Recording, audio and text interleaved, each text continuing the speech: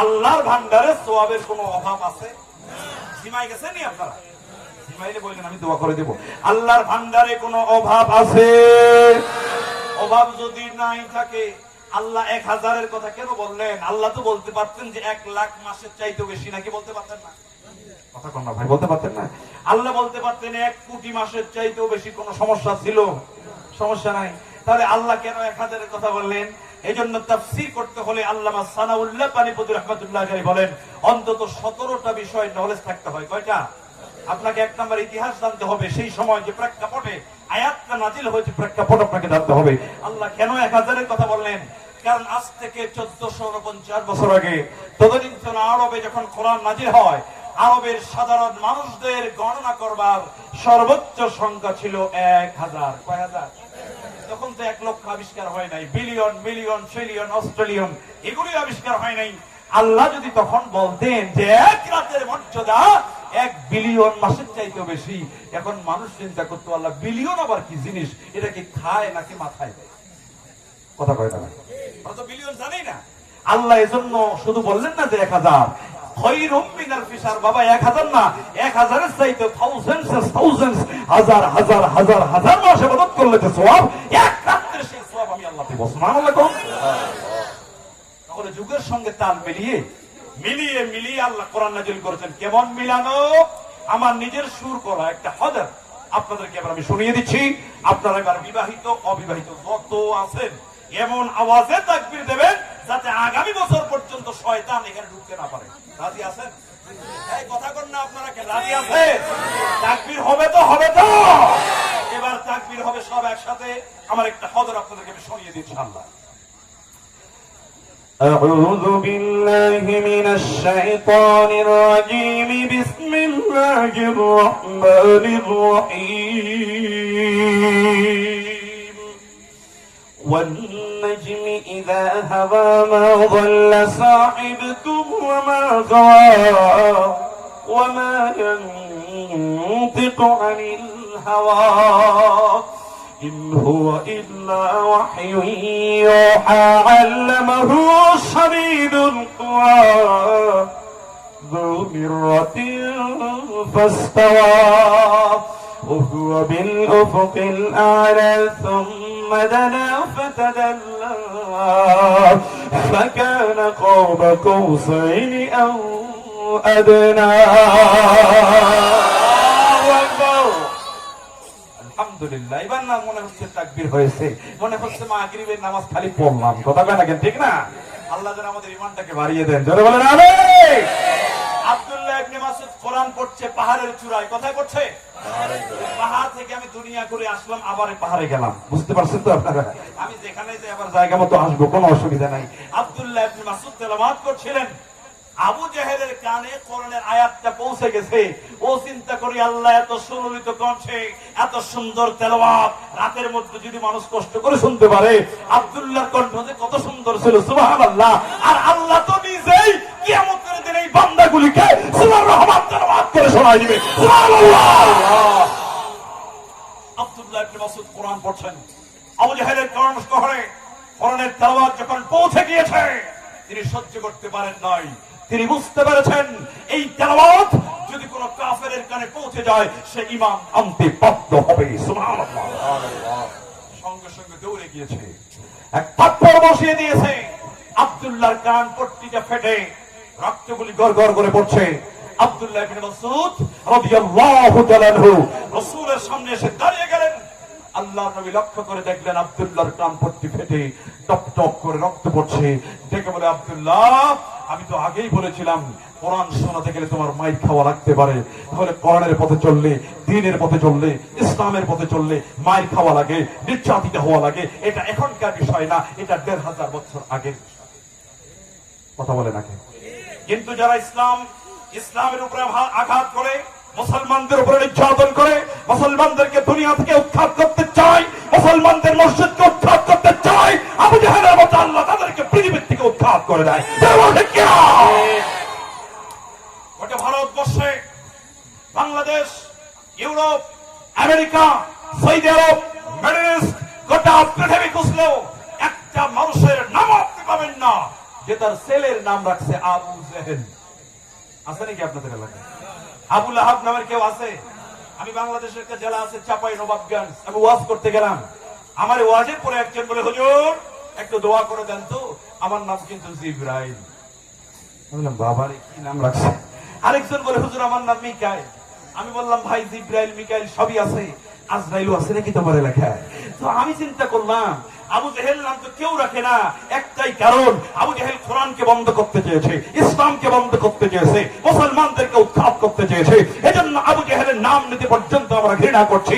কিয়ামত পর্যন্ত গোটা পৃথিবীর মানুষদেরকে আবু জেহেল শিক্ষা দিয়ে গেছে, ও দুনিয়ার মানুষেরা আমার পথকে অনুসরণ করে পৃথিবীর কোন লিডার, পৃথিবীর কোন মানুষ, পৃথিবীর কোন দল, পৃথিবীর কোন ব্যক্তি যদি ইসলামের সাথে বিরোধিতা করে, মুসলমানদের সাথে বিরোধিতা করে, ইসলামকে উৎখাত করতে চায়, আমার নাম দিতে তোমরা যেমন ঘৃণা করছো, ওই শয়তানদের নাম নিতে আগামী ভবিষ্যৎ ঘৃণা করবে।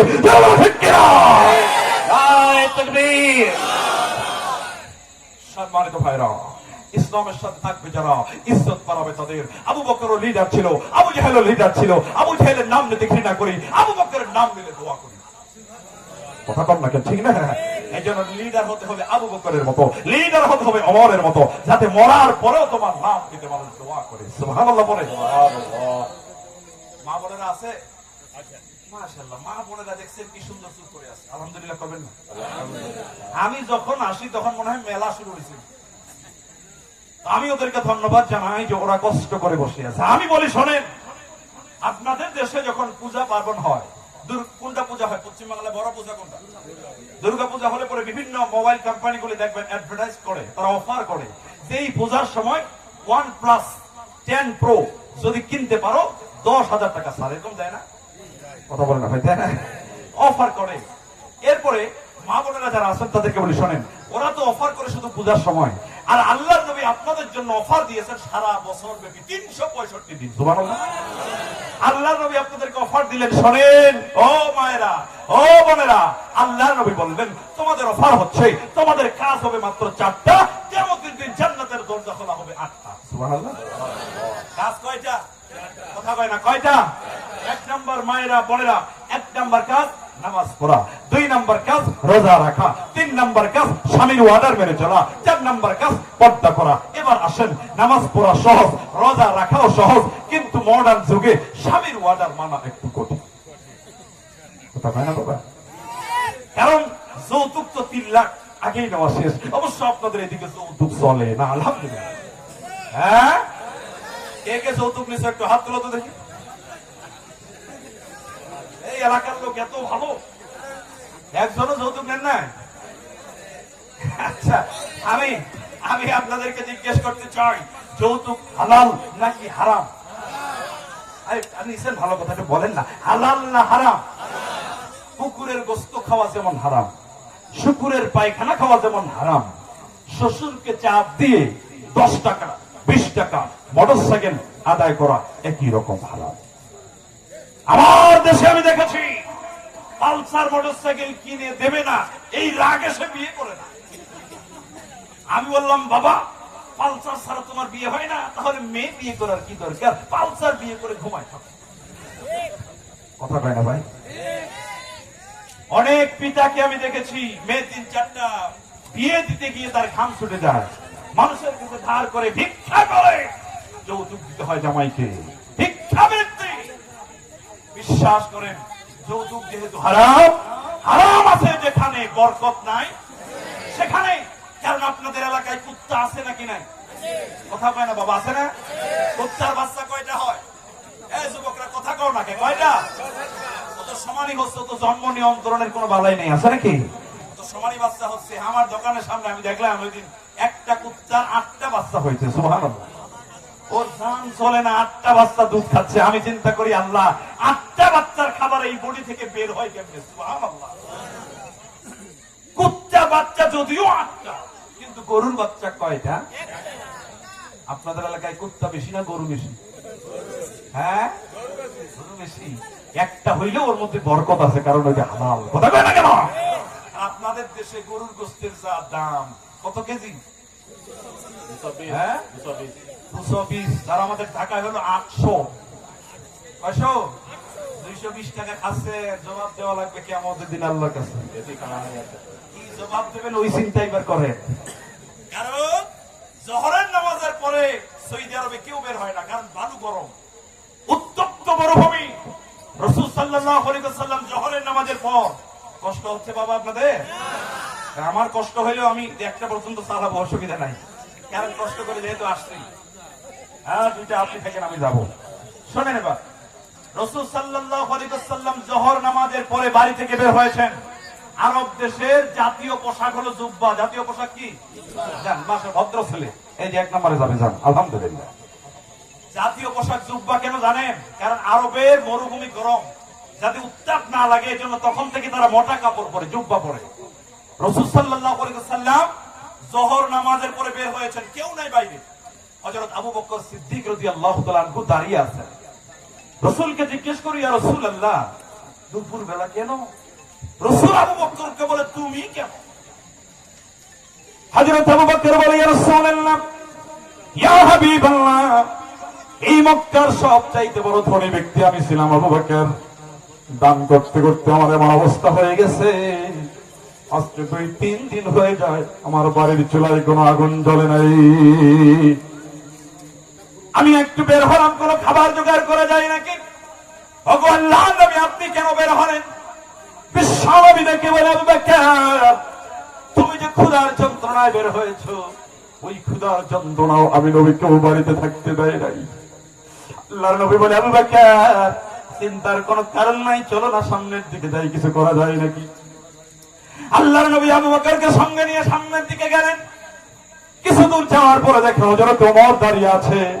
দেখে বলে, ওমর, কই যাও, দুপুর বেলায় কেন বের হয়েছো? ওমর বলে, ইয়া রাসূলুল্লাহ, আমার বাড়িতে খাবার নাই, খাবার জোগাড় করার জন্য দুপুর বেলায় বের হয়েছে। আল্লাহর নবী, আপনি কেন বের হলেন? তুমি যে কারণে বের হয়েছে, আমারও 2 জন একই কারণে বের হয়েছি।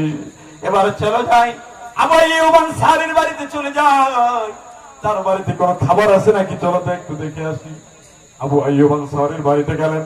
বিশ্বনবীর সাথে 2 জন মেহমান তার বাড়িতে তাশরীফ ফরমালেন। আবু আইয়ুব আনসারী বাড়িতে নাই, খেজুর বাগানে কাজ করছিলেন।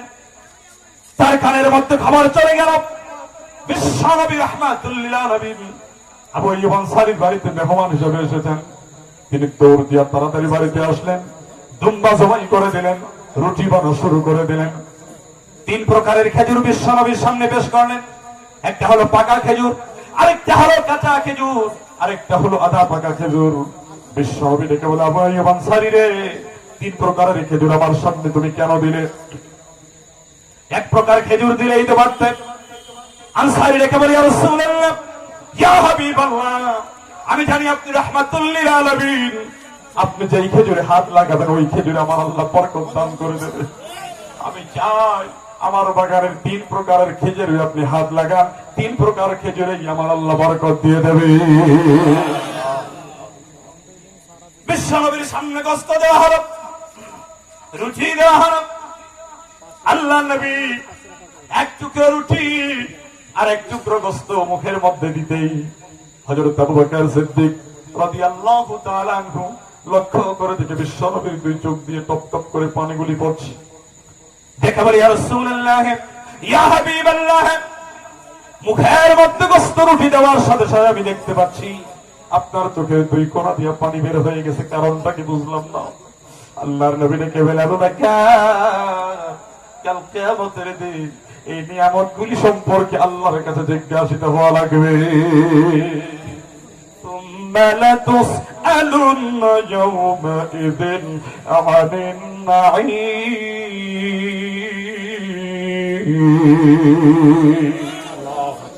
প্রত্যেকটা নিয়ামত সম্পর্কে আল্লাহর কাছে জিজ্ঞাসিত হওয়া লাগবে।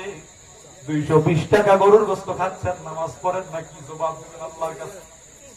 কথা বলেন আপনারা, এটা নিয়ামত না? আল্লাহর পক্ষ থেকে নিয়ামত, এত নিয়ামত আল্লাহ দিয়েছেন, এই নিয়ামতগুলি গুণে গুণে শেষ করা যাবে? আমি বলবো, আপনার স্ত্রী আপনার কথা শুনতে বাধ্য হবে যদি আপনি যৌতুক না নেন। কথা বলে না কেন? এটা হারাম, এটা হারাম হিসেবে বর্জন করলাম। আজকের এই মাহফিল থেকে আমরা ওয়াদা করতে চাই, আমার শ্বশুর খুশি হয়ে যদি আমাকে 3 কোটি টাকাও দেয়, কোন অসুবিধা আছে? খুশি হয়ে যা ইচ্ছা তাই দিবেন তিনি, কিন্তু চাপ দিয়ে দাবি করে শ্বশুরকে আমি 10টা টাকাও আদায় করে হারাম খেতে চাই না। রাজি আছেন না? কথা কয় না কে ভাই? রাজি আছেন?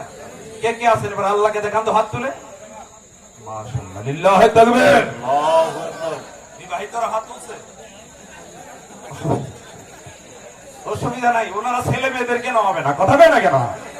ওনারা যৌতুক বিরোধী। আল্লাহ আমাদেরকে হারাম থেকে মুক্ত করো, জোরে বলেন আমিন। মা বোনদেরকে বলি শোনেন, আল্লাহ পাক মহারানা ফরজ করেছেন, যৌতুকটাকে হারাম করেছেন। যদি আপনি মহারানা পেয়ে বিয়ে করতে চান তাহলে পর্দা করেন, কারণ পর্দা আছে যেখানে মর্যাদা আছে। আমি যদি এখানে বক্তব্য দেই যে আগামীকালকে সকালবেলা বাংলাদেশে ঢাকা থেকে আমি একটা খাসি নিয়ে এনেছি, ওই খাসিটা আগামীকালকে এখানে দেখানো হবে, আপনারা কি খাসি দেখতে এখানে আসবেন? কথা বলেন, আসবেন নাকি? খাসি তো রাস্তাঘাটে পাওয়া যায়। আর যদি বলি সুন্দরবন থেকে টানা টানা চোখ, সুন্দর ভুরুওয়ালা একটা অতি সুন্দর হরিণ এনেছি আমি, আপনারা দেখতে আসবেন না? কারণ হরিণ তো রাস্তাঘাটে পাওয়া যায় না, কথা কয় না কেন? হরিণ পর্দায় থাকে বলে তার মর্যাদা বৃদ্ধি পায়। খাসি রাস্তায় ঘুরে বলে এমনও খাসি আছে গন্ধের ঠেলায় 3 কিলোমিটারের মধ্যে যাওয়া যায় না, কথা কয় না? তাহলে পর্দা আছে যার সম্মান আছে তার, পর্দা নাই যার সম্মান নাই তার। পর্দা হলো ফরজ। এখন আমরা এমন স্টাইলিশ পোশাক পরি, মেয়েরা ছেলেদের এমন পোশাক পরে দেখলে বোঝা যায় না পিছন থেকে লেডিস নাকি জন্ডিস, কথা কয় না ভাই? ঠিক না? আমাদের পোশাক আশাক, চাল চলন, চুল কাটা থেকে শুরু করে সবগুলি ইহুদিদের মতো, সবগুলি নাসারাদের মতো। রাসূল বলেছেন ওয়াই ইউহিব্বাল মারআ লা ইউহিব্বুহু ইল্লা লিল্লাহ। ঈমানদারের সাথ 2 নম্বর যারা পাবে তারা হচ্ছে, তারা যদি কাউকে ভালোবাসে আল্লাহর জন্য ভালোবাসবে, কারো সাথে শত্রুতা করলে আল্লাহর জন্য শত্রুতা করবে। যখন বিশ্বকাপ খেলা হয়, বিশ্বকাপ ফুটবল খেলা হয়, দেখবেন যারা আর্জেন্টিনার সাপোর্টার হয় ওরা আর্জেন্টিনার ফ্ল্যাগ উড়ায়, কথা বলে না কেন? যারা মেসিকে ভালোবাসে তারা 10 নম্বর গেঞ্জি পরে, যারা রোনালদোর সাপোর্ট করে তারা ব্রাজিলের সাপোর্টার হয়, কথা বলেন না কেন? ঠিক না? তার চুল স্টাইলটা হচ্ছে মেসির মতো, তার চুলের স্টাইলটা হচ্ছে রোনালদোর মতো। তার মানে ভালোবাসেন যাকে, অনুসরণ করেন তাকে। আপনি যদি ঠিকই ঠিকই রসুলকে ভালোবেসে থাকেন, আপনার মাথা থেকে পা পর্যন্ত সব জায়গায় রসুলের আদর্শকে দেখা যাবে, কথা বলেন না কেন? ঠিক কিনা? চুল কাটার স্টাইল আছে না নাই? রসুলের স্টাইল আছে না? মুসলমান সেই স্টাইল জানেই না। সুতরাং আমাদের ভালোবাসাটা যদি ইমানের মজা পেতে চাই, কাউকে যদি আমরা ভালোবাসি, কার জন্য ভালোবাসবো? আপনারা আমাকে ভালোবেসেছেন কার জন্য ভাই? আল্লাহর জন্য, কোরআনের জন্য। এবং কোরআনের জন্য যদি ঠিকই আমাকে ভালোবেসে থাকেন, এই ভালোবাসা রাসূল বলেছেন আমাদেরকে জান্নাত পর্যন্ত পৌঁছে দিবে। সুবহানাল্লাহ। আমাদের ভালোবাসা সবই যেন হয় মহান রবের জন্য, রাগ ক্ষোভ ঘৃণা গুলো তাও যেন হয় শুধু প্রভু তোমারই জন্য। ভালোবাসি বাসি ভালো, ভালোবাসি প্রভু তোমাকে। মান আহাব্বা লিল্লাহ ওয়া আবগাদা লিল্লাহ ওয়া মানআ লিল্লাহ ওয়া আতা লিল্লাহ ফাকাদ ইসতাকমালাল ঈমান। মারহাবা বলে। আমাদের ভালোবাসা কার জন্য হবে? আমাদের শত্রুতা কার জন্য হবে? তাহলে মহিলাদেরকে কাজ দিলাম কয়টা? 4টা। কথা বলে না কয়টা? 1 নম্বর নামাজ, 2 নম্বর রোজা, 3 নম্বর স্বামীর খেদমত। শোনেন, আল্লাহর নবী হেরা গুহায় যখন ধ্যানে মগ্ন ছিলেন, বিশ্বাস করেন মা খাদিজা, আমি মা খাদিজার জীবনী পড়ে যতটুকু বুঝেছি, আল্লাহ সুবহানাহু ওয়া তাআলা যে মর্যাদা তাকে দিয়েছিলেন, মায়েরা ভালো করে শোনেন, যে মর্যাদা মা খাদিজাকে আল্লাহ দিয়েছিলেন। রাসূল সাল্লাল্লাহু আলাইহি ওয়াসাল্লাম হেরা গুহায় ধ্যানে মগ্ন আছেন। মা খাদিজা 40 বছর বয়স, নিজে রান্না বান্না করে, যেখানে হাজী সাহেবরা সুস্থ অবস্থায় উঠতে কষ্ট হয়, একজন 40 বছরের মহিলা নিজে কষ্ট করে খাবার নিয়ে হেরা গুহায় যখন যাচ্ছিলেন, আল্লাহ পাক থেকে বলে, জিবরাইল আমার নবীর কানে কানে বলে দাও, আমি খাদিজার উপরে এত খুশি হয়েছি, আমি আল্লাহ নিজেই খাদিজাকে সালাম দিয়েছি। সুবহানাল্লাহ। মা খাদিজা রাসূলের সামনে যখন খাবার নিয়ে আসলেন, রাসূল বলেন, খাদিজা তোমার উপরে আল্লাহ এত খুশি হয়েছে, আল্লাহ নিজেই তোমাকে সালাম দিয়েছে। মা খাদিজা চোখের পানি ছেড়ে দিয়ে কেঁদে বলে, ইয়া রাসূলুল্লাহ, আল্লাহর সালামের জবাব কেমনে দেওয়া লাগে আমি তো জানি না, আমার পক্ষ থেকে আপনি সালামের জবাবটা দিয়ে দেন। মা খাদিজাকে আল্লাহ সালাম দিয়েছেন একটাই কারণ, স্বামীর প্রতি ভক্তি, স্বামীর প্রতি ভালোবাসা। আল্লাহর নবী বসে আছেন, মা খাদিজা দেখে বলে, ইয়া রাসূলুল্লাহ, আর কয়েকদিন বাঁচবো আমি তো জানি না, ওগো আল্লাহর নবী, আমি যখন মরে যাব আপনার কাছে আমার 3টা অনুরোধ থাকবে। 1 নাম্বার অনুরোধ হলো, আমি যখন দুনিয়া থেকে বিদায় হয়ে যাব আপনার কাছে আমার অনুরোধ হলো, আপনি নিজ হাতে আমাকে গোসল করিয়ে পবিত্র করে দেবেন। আমার 2 নাম্বার অনুরোধ হলো, আপনার জুব্বার কাপড় দিয়ে আমার দাফনের কাফন করিয়ে দেবেন। আর 3 নাম্বার অনুরোধ হলো, আমাকে যখন কবরে শোয়াই দিবেন আমার সোয়াল জবাব না হওয়া পর্যন্ত কবরের পাশ থেকে আপনি সরে যাবেন না। মা খাদিজা দুনিয়া থেকে বিদায় হয়ে গেলেন। বিশ্বনবী আমার নিজেই মা খাদিজাকে গোসল করিয়ে দিলেন, বিশ্বনবীর জুব্বার কাপড় দিয়ে দাফনের কাফন করে দিলেন। এবার বিশ্বনবী মা খাদিজার লাশটা যখন কবরে শোয়াই দিলেন, এক এক করে সব সাহাবীরা চলে যায়, বিশ্বনবী কবরের পাশ থেকে সরে যায় না। হযরত আবু বকর বলে, ইয়া রাসূলুল্লাহ, ইয়া হাবিবাল্লাহ, চলেন না, যাই অনেক তো হয়ে গেল। আল্লাহর নবী বলেন, আবু বকর, তোমার ইচ্ছা হয় তুমি চলে যাও, আমি যেতে পারবো না, যেতে পারবো না। আমি আমার খাদিজাকে কথা দিয়েছি, সোয়াল জবাব না হওয়া পর্যন্ত আমি কবরের পাশ থেকে সরবো না। হযরত জিবরিল দেখা বলে, ইয়া রাসূলুল্লাহ, ইয়া হাবিবাল্লাহ, আপনি চলে যান, চলে যান, চলে যান। যেই আল্লাহ খাদিজাকে স্বয়ং সালাম দিয়েছে, ওই খাদিজার প্রশ্নের জবাব দেওয়ার জন্য আল্লাহ যথেষ্ট। কন্যা সুবহানাল্লাহ। ও মায়েরা, ও বোনেরা, আল্লাহ পাক আপনাদের মর্যাদা দিয়েছেন। আল্লাহর নবীর কাছে প্রশ্ন করা হলো, ইয়া রাসূলুল্লাহ, ইয়া হাবিবাল্লাহ, খেদমত করব কার? আল্লাহর নবী বলে, তোমার মায়ের। আল্লাহর নবী তারপরে কার? তারপরে তোমার মায়ের। তারপরে কার? তারপরে তোমার মায়ের। তারপরে কার? তারপরে তোমার পিতার। মায়ের মর্যাদা বিশ্ব নবী 3 গুণ বাড়িয়ে দিয়েছেন। তার কারণ হলো, মা সন্তানের জন্য এমন কিছু কষ্ট করে যেটা পুরুষের পক্ষে কোনোদিন করা সম্ভব না। মা 10টা মাস ধরে সন্তানকে প্রসব পেটে ধারণ করেছে, প্রসব যন্ত্রণা মায়ের হয়েছে, রক্তাক্ত হয়ে গেছে। সন্তান যখন প্রসব হয়ে যায়, জিহাদের ময়দানে মা যেন রক্তাক্ত হয়ে যায়। মাঝে 10 মাস 10 দিন গর্ভে ধরিয়া করেছেন আমাদের গহীর চামড়া কাটিয়া দিলে, গহীর চামড়া কাটিয়া দিলে, সেই ঋণ শোধ হবে না জানি মা, সেই ঋণ শোধ হবে না জানি। বলবো, শুনবেন আপনারা? কতদিন দেখি না মায়ের ওই চাঁদ মুখ, কতদিন দেখি না মায়ের ওই চাঁদ মুখ, কষ্টের হৃদয় পড়ে পিঠা পুলি বানায়া পায়েসো রান্ধিয়া মল প্রতীক্ষা করে। হাজার ব্যস্ততা অবসর পাই কোথা, তাই তো হয় না যাওয়া ঘর বাড়িতে। মাঝে 10 মাস 10 দিন গর্ভে ধরিয়া করেছেন আমাদের গহীর চামড়া কাটিয়া দিলে, গায়ের চামড়া কাটিয়া দিলে, সেই ঋণ শোধ হবে না জানি মা, সেই ঋণ শোধ হবে না জানি।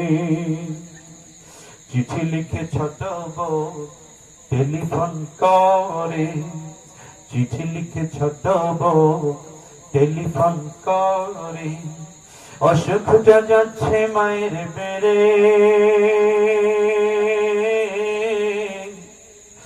ভীষণ জ্বরের ঘরে মহাকাঙ্গ বলে, ভীষণ জ্বরের ঘরে মহাকাঙ্গ বলে, বইলে কি গেছিস মরে। কত ছেলে বাড়ি যায়,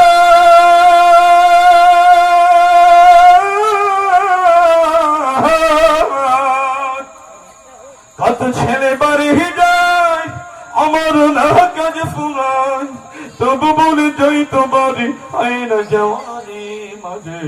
10 মাস 10 দিন গর্ভে ধরিয়া করেছেন আমাদের ঋণী, গাহির চমরা কাটিয়া দিল, গাহির চমরা কাটিয়া দিল, সেই ঋণ শোধ হবে না জানি মা, সেই ঋণ শোধ হবে না জানি।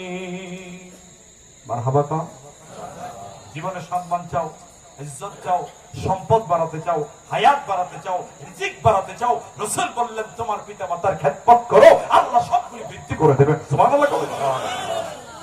তোমার মায়ের পায়ের নিচেই তোমার জান্নাত, আল জান্নাতু তাহতা আকদামিল উম্মাহাত। সুবহানাল্লাহ। আল্লাহু আকবার। রাত্রি 12টার পরে সন্তান টেটে করে কেঁদে উঠেছে, তোমার 6 মাসের বাচ্চাটাকে তুমি কোলে নিয়ে আদর করছো আব্বা, তুমি ছেলে, তুমি পিতা, 6 মাস বয়সের বাচ্চা রাত্রি 12টার পরে যখন কেঁদে উঠে তুমি কোলে নিয়ে আদর করো, বাবা কাঁদিস না, তোর সকাল বেলা দামি দামি খেলনা কিনে দেব। আপনারা একটু আমাকে জবাব দেন তো, আপনি পিতা হয়ে বাচ্চাকে 1000 বারও যদি ওয়াজ করেন, ওই বাচ্চার কি কান্না বন্ধ হবে না ভোল্টেজ বাড়বে? জনম দুঃখের মা ছাড়া কেউ কান্না বন্ধ করতে পারে না, কথা কয় না কেন? আপনি কোলে নিলে ভোল্টেজটা বেড়ে যায়, মা কোলে নিলে আস্তে করে ভোল্টেজটা কমে যায়। কারণ আছে নাকি নাই? কথা বলে না। আর 10 মিনিট বলবো, শুনবেন তো? শোনেন, কেন ভোল্টেজ কমে আপনি কোলে নিলে বাড়ে কেন? বিজ্ঞান আমাদেরকে বলে পুরুষের শুক্রাণু মায়ের ডিম্বাণু, আল্লাহ সুবহানাহু ওয়া তাআলা মোট 8টা মৌলিক উপাদান দিয়ে মানুষের বডিকে তৈরি করেছেন। পুরুষের শুক্রাণু দিয়ে আল্লাহ জিনিস বানান 4টা, মায়ের ডিম্বাণু দিয়ে আল্লাহ জিনিস বানান 4টা। 4 এবং 4 কত হয়? কথা বলে না, কত হয়? 1 নাম্বার পুরুষের শুক্রাণু দিয়ে আল্লাহ সুবহানাহু ওয়া তাআলা মানুষের মাথার চুল তৈরি করেন। সুবহানাল্লাহ। চুল থাকে মাথার উপরে। আর রিজালু কাওয়ামুনা আলান নিসা, আল্লাহ পাক বলেন মহিলার উপরে পুরুষকে আমি আল্লাহ প্রাধান্য দিয়েছি। যেই ফ্যামিলিতে মহিলারা পুরুষের উপরে খবরদারি করে, ওই ফ্যামিলিতে কোনোদিন শান্তি হয় না। কথা বলে না। আজকে মহিলার উপরে নির্যাতন করলে নারী নির্যাতনের মামলা হয়, কিন্তু 35% পুরুষ আজকে স্ত্রী কর্তৃক নির্যাতিত হচ্ছে। এরকম দরজাল মার্কা বউ আছে নাকি নাই? কার কার বউ এরকম হাত তোলেন দেখি। সবার বউ তো ভালো, মনে মনে চিন্তা করে ভালো, আলহামদুলিল্লাহ বউ ভালো থাকবে, কোনো অসুবিধা নাই। আজকে রাতের বেলায় যখন বাড়ি যাবেন, বউ দরজা খুলে দেবে, আসসালামু আলাইকুম দিয়ে ঢুকবেন, পারবেন না? মনে মনে চিন্তা করে আল্লাহ বউকে যদি সালাম দেই, বউ চিন্তা করবে আবার কোন হুজুর আসছে। ছোট্ট বাচ্চা যারা আছে বাড়িতে, যখন ঢুকবেন আসসালামু আলাইকুম দিয়ে ঢুকবেন, ওরা বুঝবে কেউ আসলে এবং গেলে সালাম দিতে হয়। কথা বলে না কেন? আর যদি চাচা বাই বাই গুড নাইট এগুলি শেখান, মরার সময় বলবে হাই ড্যাডি গুড নাইট। কথা বলে না, ঠিক না? আপনি যা শেখাবেন ওই বাচ্চা তাই শিখবে। তো 1 নাম্বার পুরুষের শুক্রাণু দিয়ে আল্লাহ মানুষের মাথার চুল তৈরি করেন, 2 নম্বর হাড় তৈরি করেন, 3 নম্বর রক তৈরি করেন, 4 নম্বর টিস্যু। এই গরু জবাই করলে দেখবেন ভুঁড়ির উপরে পাতলা একটা আবরণ থাকে, দেখেন না আপনারা? ওই আবরণটা তৈরি করেন। মহিলার ডিম্বাণু দিয়ে আল্লাহ 4টা জিনিস বানান। 1 নম্বরে মানুষের শরীরের রক্ত তৈরি করেন। সুবহানাল্লাহ কবেন না? আপনারা বলেন মানুষের মাথার চুল যদি উঠে চলে যায় বাঁচে নাকি বাঁচে না? কথা বলে না, বাঁচে না? অনেকের মাথা দেখবেন চুল উঠে স্টেডিয়াম হয়ে গেছে, কিন্তু বেঁচে আছে। কথা বলে না, আছে না? তাহলে চুল ছাড়া মানুষ বাঁচে, কিন্তু রক্ত ছাড়া কি মানুষ বাঁচে? আল্লাহ মহিলার ডিম্বাণু দিয়ে মানুষের বডির রক্ত তৈরি করে প্রমাণ করেছেন পুরুষের চাইতে চাইতে মায়ের মর্যাদা আল্লাহ বহু করে বৃদ্ধি করে দিয়েছেন। সুবহানাল্লাহ। 1 নম্বরে রক্ত, 2 নম্বরে গোশত, 3 নম্বরে চর্বি, 4 নম্বরে চামড়া। এই 4টা জিনিস মায়ের ডিম্বাণু দিয়ে আল্লাহ তৈরি করেন। রাত্রি 12টার পরে সন্তানটা যখন ট্যাঁ ট্যাঁ করে কেঁদে উঠে, ওই সন্তানটাকে মা যখন কোলে নেয়, মায়ের চামড়ার উপাদান সন্তানের চামড়ার উপাদান এক, মায়ের গোশতের উপাদান সন্তানের গোশতের উপাদান এক, মায়ের চর্বির উপাদান সন্তানের চর্বির উপাদান এক, মায়ের রক্তের কিছু উপাদান সন্তানের রক্তের কিছু উপাদান এক হয়ে যায়, মিলে যায়। সন্তানটা চামড়ার সাথে লাগার সাথে সাথে শান্তি পায়, আরাম পায়, আস্তে করে তার ভোল্টেজটা কমে যায়। আমি চিন্তা করি, আল্লাহ তুমি তো ইচ্ছা করলে এটা উল্টাই দিতে পারতা, পুরুষ একটা মহিলাকে, মহিলা একটা পুরুষকে, কিন্তু পরক্ষণে চিন্তা করলাম আল্লাহ তুমি দাও নাই, খুব ভালো হয়েছে। কারণ পুরুষের ধৈর্য এত কম, বেশি কাঁদলে পরে তুই ঠ্যাং ধরে আস্থাত দিয়া বলতাম এত কাঁদিস কথা কয় না, ঠিক না? মাকে আল্লাহ ধৈর্য দিয়েছেন, আলহামদুলিল্লাহ কবে না? হাজারো বার মায়ের মুখের মধ্যে তুমি পেশাব করেছো, মা তোমাকে ফেলে দেয় নাই। আজকে তোর মা পুরো হয়ে গেছে, মা তোর কাছে বাচ্চা হয়ে গেছে। তোর পেশাব যেমন সাফ করেছে, তোকেও যেমন সাফ করতে হবে, এটা তোর জন্য আল্লাহ ফরজ করে দিয়েছে। খবরদার পিতা মাতার সঙ্গে বেয়াদবি করবা না। ওয়াই ইয়াকরাহা আন ইয়াউদা ফিল কুফরি কামা ইয়াকরাহু আন ইয়াকযফা ফিন নার। ঈমানের স্বাদ যারা পাবে তার 3 নম্বর কোয়ালিটি হবে, তারা ঈমান আনার পরে টাকার বিনিময়, ক্ষমতার বিনিময়, সম্পদের বিনিময়, পাওয়ারের বিনিময়, কোন কিছুর বিনিময় ঈমানকে ছেড়ে দিয়ে তারা কুফরিতে ফিরে যেতে পারবে না। কথা কর নাকি, ঠিক কিনা? তাহলে 1 নম্বর ব্যবসা হলো আমাদের ঈমানটা হতে হবে সাহাবীদের মতো। জোরে বলেন, কাদের মতো? 2 নম্বর ব্যবসা হলো ওয়াতুজাহিদুনা ফি সাবিলিল্লাহি বিআমওয়ালিকুম ওয়া আনফুসিকুম। তোমরা আল্লাহর রাস্তায় জিহাদ করবে, দ্বীন প্রতিষ্ঠার জন্য কাজ করবে। 2টা জিনিস দিয়ে, মাল দিয়ে, জান দিয়ে। আগে মাল পরে জান। আগে কি কথা বলেন? আগে মাল পরে জান। কারণ অনেক মানুষ আছে জান যাবে ধন দিবে না, এরকম পাবলিক আছে না? জীবন দিবে কিন্তু টাকা দেবে না। এজন্য আল্লাহ আগেই বলে দিয়েছেন আগে মাল পরে জান। আগে কি ভাই? আমরা বলি হুজুর আমারই নাই, আমি আবার কে দেব? আপনার নাই কেমন নাই? এবার শোনেন একটা হাদিস রাসূল বক্তব্য দিচ্ছিলেন, বুখারীর হাদিস। একজন বেদুইন সাহাবী রাসূলের সামনে দাঁড়িয়েছে, ইয়া রাসূলুল্লাহ পেটে খাবার নাই। আগে তো খাবারের অভাব ছিল, কথা বলেন ঠিক না? এত তো উৎপাদন হতো না। বলো ইয়া রাসূলুল্লাহ আমার পেটে খাবার নাই, কয়েকদিন হয়, একটু খাবার দেবেন নাকি? আল্লাহর নবী সাহাবীদেরকে বলে, সাহাবীরা তোমাদের মধ্যে এমন কোন সাহাবা আছে নাকি ওই লোকটার এক বেলার খাবার ব্যবস্থা করবে? হযরত তালহা রাদিয়াল্লাহু তাআলা গরীব মানুষ, সে সকাল বেলায় নিজেই খায় নাই, রাসূলের সামনে বসে আছে, উনি দাঁড়িয়ে গেছে, ইয়া রাসূলুল্লাহ আমার হাতে তুলে দেন, আমি লোকটার খাবার ব্যবস্থা করতেছি। সুবহানাল্লাহ বলতে ইচ্ছা করে না? আপনার পকেটে তো তাও কিছু টাকা আছে, তারপরেও আপনি বলেন আমার নাই, অথচ উনি নিজেই না খাওয়া লোকটাই বলে আমার হাতে তুলে দেন, আমি খাবারের ব্যবস্থা করবো। সুবহানাল্লাহ বলতে ইচ্ছা করে না? লোকটাকে নিয়ে বাড়িতে রওনা দিয়েছে, আর মনে মনে চিন্তা করতেছে আল্লাহ বাড়িতে খাবার নেই, এটা তো আমিও জানি, আল্লাহ খাবারের ব্যবস্থা করবো কেমনে? আল্লাহ তুমি একটু ব্যবস্থা করে দাও। বাড়ির ভিতরে ঢুকেছেন, স্ত্রীকে ডাকতেন, স্ত্রী আল্লাহর নবীর একজন মেহমান এসেছে, একবেলা খাবারের কোন ব্যবস্থা করা যায়? স্ত্রী বলে, স্বামী তোমার কি মাথা খারাপ হয়েছে? তুমি নিজেই না খাওয়া, আমিও না খাওয়া দিব কই থেকে? তবে সারাদিন ঘুরে ঘুরে আমার ছোট্ট 2টা বাচ্চার জন্য একটা বাড়ি থেকে আমি অল্প একটু খাবার এনেছিলাম। রাতের বেলায় তুমি যদি না খাও, আমি যদি না খাই, আমরা কষ্ট সহ্য করতে পারবো, কিন্তু বাচ্চাদেরকে খাওয়া না দিলে ওরা কান্নাকাটি করবে, ওরা তো ঘুমাবে না। এখন তুমি বলো তোমার বাচ্চার খাবার রাসূলের মেহমানকে দিবে না তোমার বাচ্চাকে দিবে? সুবহানাল্লাহ। হযরত তালহা ডেকে বলে, স্ত্রী আমার বাচ্চা যদি একদিন না খায় হয়তো বা একটু কান্নাকাটি করবে, কিন্তু তারা তো মরে যাবে না। কিন্তু রাসূলের মেহমানকে যদি না খাওয়ায় বিদায় দিয়ে দেই, আল্লাহর নবীকে অপমান করা হবে। তুমি খাবারটা রাসূলের মেহমানকেই না দিয়ে দাও। সুবহানাল্লাহ।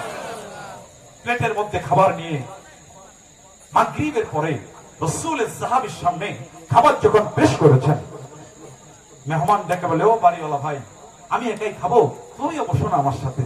তালহা চিন্তা করি, আল্লাহ একটুকুন খাবার, একটা লোকের এত খিদা, ওই খাবারে আমি যদি ভাগ বসাই লোকটার তো বড় কষ্ট হয়ে যাবে, না আমি এটা খেতে পারি না, বাবা একটু অপেক্ষা করো আমি আসতেছি। তিনি ঘরের বাইরে গেলেন, স্ত্রীকে বললেন, স্ত্রী একটা খালি প্লেট দাও তো। বলে কেন? বলে আমি একটু ভিতরে বসবো। বসবা কেন? খাবার তো নাই। বলে খাবারের দরকার নাই, খালি পাত্র দাও, আমি একটু ভিতরে যেতে চাই। একটা খালি পাত্র নিয়ে হযরত তালহা রাদিয়াল্লাহু তাআলা ঘরের ভিতরে প্রবেশ করে মনে মনে চিন্তা করে, আল্লাহ খালি প্লেট নিয়ে কি করে মেহমানের সামনে বসি? টিম টিম টিম টিম করে একটা আলো জ্বলছিল, একটা ফু দিয়া আলোটা নিভিয়ে দিলেন আর বললেন, ও মেহমান রাগ করবেন না, আমার বাড়িতে একটু তেল কম আছে তো এজন্য আমি নিভাই দিলাম, আপনি কষ্ট করে অন্ধকারের ভিতরে খান। এই যে আমি প্লেট এনেছি আপনার সামনে বসলাম, আপনার প্লেটের খাবার আপনি খান, আমার প্লেটের খাবার আমি খাই। রসুলের সাহাবী মেহমান যিনি, তার প্লেটও আছে, খাবারও আছে, তালহার সামনে প্লেট আছে কিন্তু খাবার। হযরতে তালহা রাতের বেলা অন্ধকারের ভিতরে খাবার যেহেতু নাই, তিনি শুধু খাবার ভান করতেছেন, তিনি শুধু খাবার ভান করতেছেন। ফজর নামাজের সময় হযরতে তালহা মসজিদে নামাজ পড়তে যখন গিয়েছেন, আল্লাহর নবী ডেকে বলে, তালহা গতকালকে রাতে তুই এমন কি আমল করেছিস, তোর আমলে আল্লাহ রাব্বুল আলামিনের আরশ আজিম পর্যন্ত খুশি হয়ে গেছে। আল্লাহু আকবার। আতুজাহিদুনা ফি সাবিলিল্লাহি আমওয়ালিকুম ওয়া আনফুসিকুম, তোমরা আল্লাহর রাস্তায় জিহাদ করো মাল দিয়ে, জান দিয়ে, মাল দিয়ে, জান দিয়ে। যদি আল্লাহর রাস্তায় এবং জান এবং মাল দিতে পারো, আর যদি সাহাবীদের মতো ঈমান আনতে পারো, আমি আল্লাহ তোমাদেরকে কি পুরস্কার দেব জানো? ওয়া ইয়াগফির লাকুম যুনুবাকুম। কন্টিনিউ তুমি গুনাহ করতেই থাকবে, আমি আল্লাহ maaf করতেই থাকবো। সুবহানাল্লাহ বলতে ইচ্ছা করেন। ওয়া ইদখিলকুম জান্নাতিন তাজরি মিন তাহতিহা আল-আনহার, এমন একটি জান্নাতে আমি আল্লাহ তোমাদেরকে প্রবেশ করিয়ে দেব যে জান্নাতের তলদেশে রয়েছে মাসালুল জান্নাতিল্লাতী ওয়াইদাল মুত্তাকুন ফিহা আনহারুম মিন মাইন গায়রি আসিন ওয়া আনহারুম মিন লাবানিন লাম ইয়াতাগায়্যার তা'মুহু ওয়া আনহারুম মিন খামরিন লাযযাতিন লিশ-শারিবিন ওয়া আনহারুম মিন আসালিন মুসাফফা। যে জান্নাতের তলদেশে মধুর নদী, শরাবের নদী, স্বচ্ছ পানির নদী, দুধের নদী। সুবহানাল্লাহ বলতে ইচ্ছা করে না? সেই জান্নাত আমি আল্লাহ তোমাদের জন্য প্রস্তুত করে রেখেছি। ওই জান্নাত আমরা পেতে চাই কি চাই না? কথা বলে না, চাই কি চাই না? সাহাবীদের মতো ঈমান আনার দরকার আছে নাকি নাই? ঈমান যতই মজবুত হবে, পৃথিবীতে বিপদ আপদ মুসিবত তত বেশি হবে। কথা কম নাকি? ঠিক না? কারণ ঈমান আছে যার, পরীক্ষাও আছে তার। পড়ালেখা করলেই পরীক্ষা হয়, পড়ালেখা না করলেও পরীক্ষা হয় না। ঈমান আনলে পরীক্ষা হয়, ঈমান না থাকলে কোনো পরীক্ষা হয় না। কথা জোরে কম নাকি? ঠিক না? আল্লাহর কাছে আমরা দোয়া করি, আল্লাহ আমাদের ঈমানকে তুমি সাহাবীদের মতো শক্তিশালী ঈমান যেন করতে পারি, সেই তৌফিক, সেই যোগ্যতা আল্লাহ তুমি আমাদেরকে দান করে দাও। জোরে বলেন আমিন। আল্লাহ সেই কিয়ামতের দিন সেই জান্নাতের অধিবাসী হিসেবে আমাদেরকে তুমি কবুল করো না। জোরে বলেন আমিন। আমার মেদিনীপুরের ভাইরা, আপনারা কোরআন পাগল, আপনারা রাসূলের পাগল, আপনারা আল্লাহর পাগল, যার কারণে এখানে ঘন্টার পরে ঘন্টা কথা হয়। সব মানুষগুলো সিরিয়ালে বসে আছেন, আরো 5 ঘন্টা কথা বললো আপনারা উঠবেন না। কিন্তু আমি তো মেশিন না, আমি হলাম মানুষ। আমি কি? কথা বলেন, আমি কি? সেই যে 3 মাস আগে শুরু হয়েছে, একটা দিনের জন্য আমার বিরতি নাই। এটা হচ্ছে একটা গলা, এই গলা দিয়ে কথা বলতে হয়। 2-3 ঘন্টা কথা বলা যে কি কষ্টের, এটা যারা বলে তারা জানে। কথা বুঝতে পারছেন আপনারা? আপনি যদি এখানে 5 মিনিট বলেন তাহলে টের পাবেন। আমি আর পাবো না, সরি। 2 ঘন্টা পার হয়ে গেছে। 1.5 ঘন্টার পর কথা বলি, আমি 2 ঘন্টার পরে বলছি। অনেক বেশি। উনি একটা কথা বলবে। ও আমার সাথে ঢাকা থেকে একজন ভালো শিল্পী এসেছে। আলহামদুলিল্লাহ। কোন আলহামদুলিল্লাহ বলতে ইচ্ছা করে না? না চাইতে আপনি চালালে দর্শক থাকবে না, হলে কেটে যাবে। দর্শক কেটে যাবে। শুনেন, আমি বলি, এখানে বসেন। আপনারা বাংলাদেশের বক্তা কেন নিয়ে আসেন? 1 নম্বর, কত সুন্দর কণ্ঠ একটু দেখতে চাই, কেমন গান বলে, চেহারা কেমন সুন্দর, কেমন মাথায়, কেমন মজা দেয়, এটাই তো দেখেন নাকি? নাকি বলেন আপনি? হ্যাঁ, এটা হচ্ছে বাস্তবতা। আমি যদি ভালো কথা না বলতে পারতাম, অর্ধেক মানুষ এখনই চলে যাইতো, তার আগেই শেষ। কথা বুঝতে পারেনি আপনারা? পাবলিককে কন্ট্রোল করা এর চেয়ে কঠিন কাজ পৃথিবীতে আর নাই। আমি বলতে আপনারা শুনতে চাচ্ছেন। সম্মানিত ভাইরা আমার, শোনেন, মাহফিল হতে হবে হেদায়েতের জন্য। কিসের জন্য? আমি বলি আপনাকে, ভালো বসে বসে। রাসূল সাল্লাল্লাহু আলাইহি ওয়াসাল্লাম তাফসীর করতেন 20 মিনিট থেকে 35 মিনিট, 20 থেকে সর্বোচ্চ 35 মিনিট তাফসীর করতেন তিনি। এই মাহফিলে যতদিন আপনি বসবেন, এই মাহফিলটা হলো নফল। এটা কি? ফজরের সময় যে আজান হয়, মসজিদে গিয়ে নামাজ পড়া, এটা হলো ফরজ। এটা কি? ফরজ। আমাদের সাবকন্টিনেন্ট ভারত, পাকিস্তান, বাংলাদেশে প্রতিদিন 10 থেকে 15,000 ওয়াজ মাহফিল। এটা ভালো, আলহামদুলিল্লাহ। কিন্তু এক একটা মাহফিল থেকে 5 জন লোক তো আমরা নামাজি বানাইতে পারি। বরং এই মাহফিল থেকে একটা মানুষ যদি রাত 2টায় ঘুমোতে যায়, রাত 2টায়, বিশ্বাস করেন তার ফজর নামাজ মিস হওয়ার সম্ভাবনা আছে। আমি কি বাস্তব কথা বললাম না? কিয়ামত পর্যন্ত যদি এখানে বসে থাকেন, যদি কিয়ামত পর্যন্ত বসে থাকেন, 1 রাকাত ফরজ মিস করেন, ওর সমান হবে না। 1 রাকাত ফরজের জন্য আপনাকে জাহান্নামে যাওয়া লাগবে। আমার বাংলাদেশে 12টার 1 মিনিট পরে আমরা কথা বলি না, কারণ 12টার পরে ঘুমোলে সাধারণ মানুষ তো দূরের কথা, নামাজিরও নামাজ মিস হয়ে যায়। কথা বুঝতে পারছেন আপনারা? আমি যতগুলি তথ্য উপাত্ত হাদিস কোরআন থেকে কথা বলছি, এর 5 ভাগ যদি আপনি আমল করতে পারেন আপনার জীবন সার্থক হয়ে যাবে। কথা বুঝতে পারেননি আপনারা? সুতরাং আমাদের কথা 4 ঘন্টা বললাম, কিন্তু আমল নাই, এই কথার কোনো দাম নাই। আমি যতক্ষণ কথা বলেছি আমি চেষ্টা করেছি সরাসরি কোরআন থেকে, রাসূলের হাদিস থেকে কথা বলবার জন্য। আপনারা যা যা চেয়েছেন আমি শুনিয়েছি। আমার জন্য দোয়া করবেন, আল্লাহ যেন আমার কণ্ঠটাকে ভালো রাখেন এবং কিয়ামত আমার মৃত্যু পর্যন্ত কোরআনের পথে যেন আমি থাকতে পারি, সেই যোগ্যতা যেন আমাকে আল্লাহ দান করেন। আমরা বলি আমিন। আমার সাথে একজন ভালো শিল্পী এসেছেন ঢাকা থেকে, ঢাকার উনি একটা বড় মসজিদের খতিব। আমি একটা ইসলামী সঙ্গীত খুব সুন্দর গাই, একটা শুনবেন না আপনারা? আমি একটা শোনানোর জন্য অনুরোধ করছি হুজুরকে। জি হুজুর।